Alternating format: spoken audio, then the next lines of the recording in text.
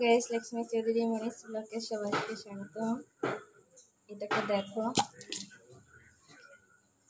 এটার ভেতরে হলুদ, একটু ফিটকারি আর এর ভেতরে লাল চন্দন দিয়ে এইটাকে আমি দিয়েছিলাম বরফ করতে। কারেন্ট ছিল না বলে একটু জল জল টাইপের হয়ে গেছে।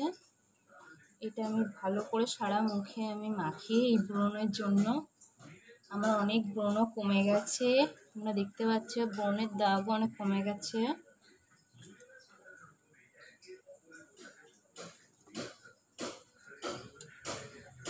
বরফ দিলে কিন্তু মুখে অনেক প্রবলেম কিন্তু সলভ হয়ে যায়, কিন্তু আমি ওই বরফের ভেতরে মুখটাকে চুবিয়ে রাখতে পারি না বলে আমি এইভাবে দিই, প্রত্যেক দিন দিই 2 বার করে।